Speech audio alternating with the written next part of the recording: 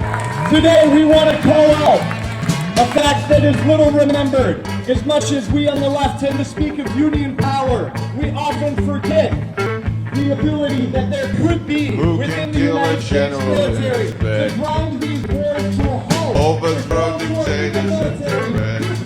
Fucking amen. CIA man. Who can buy a government so cheap? Change a cabinet without a squeak. Amen. CIA man. Who can train gorillas by the dozens? Send them out to kill their untrained cousins. Fucking amen. CIA man. USO everywhere! No boots on the ground, no bombs in the air! Who can get a budget that's so great? USO! Who will be the 51st state? Who has got the secret of service?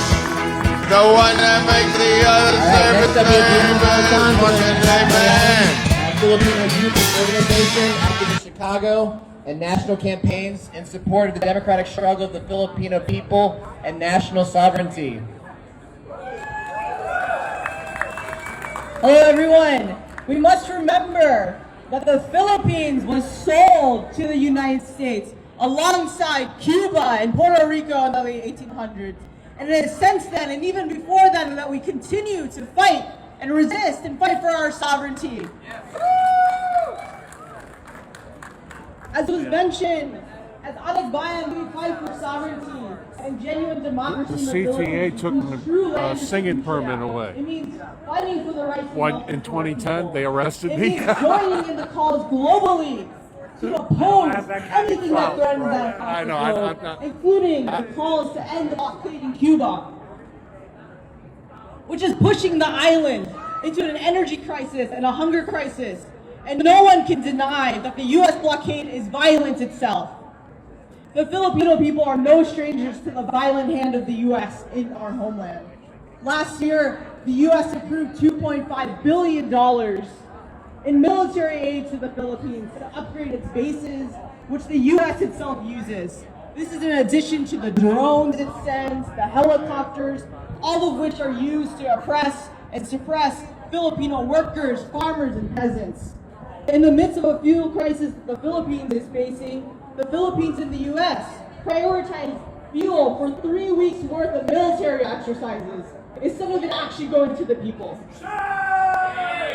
Last April 19th and 20th, the Philippine military also conducted a shrieking campaign where they murdered 19 people in an agricultural community in Toboso.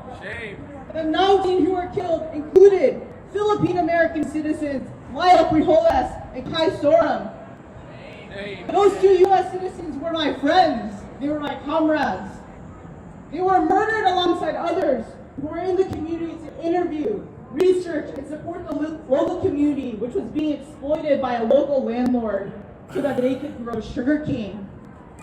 When they found out that that landlord had no land title, they united to stop growing sugarcane and to actually grow vegetables, to grow food that would sustain them. Because the wages that they earned each year was not enough.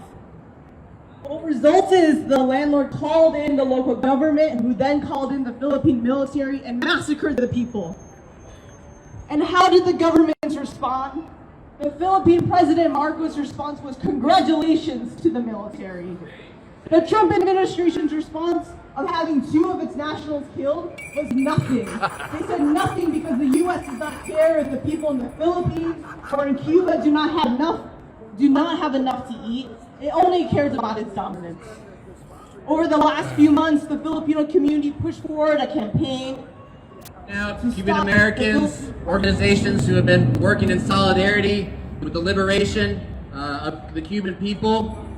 And first, I'm going to read a statement today from the historic longtime organizer Gisela Lopez, a historic Chicago Cuban American activist and longtime supporter of normalized relations with Cuba.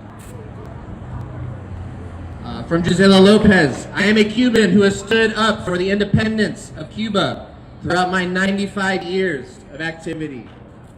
I and others in Cuba will never bend or stop standing up for the independence of Cuba. I'm sorry I'm not able to make it to today's program, but wish you strength in your ongoing struggle against the U.S. imperialism.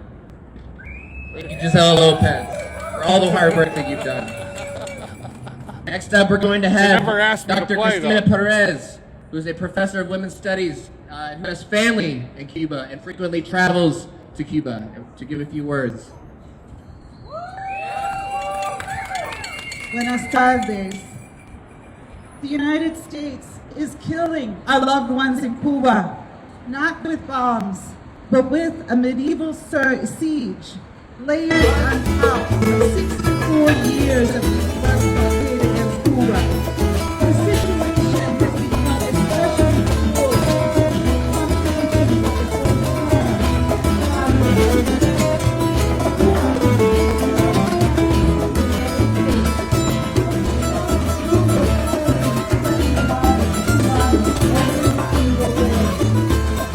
We are here to call on the U.S. government to respect Cuban sovereignty, to end the sanctions, and to end the siege. For more than 3 months, Cuba has faced severe shortages of fuel and oil that affect everything. And that's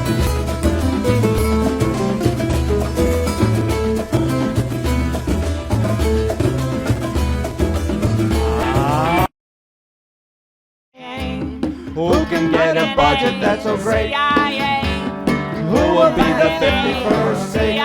Fucking amen.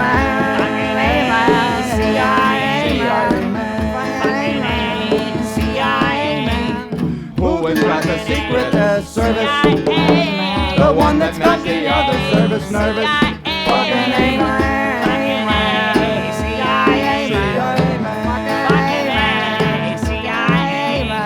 Who can cipher anything to zeros? Not well known, but simply well paid heroes. Fucking amen. Fucking amen.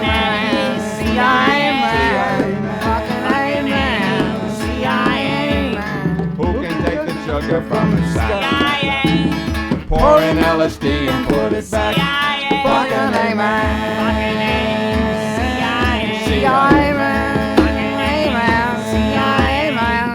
Who can squash republics like bananas? If they do not like the social manners, fucking amen.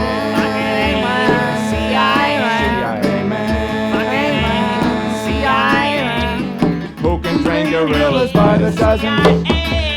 Send them out to kill their untrained cousins. Fucking amen.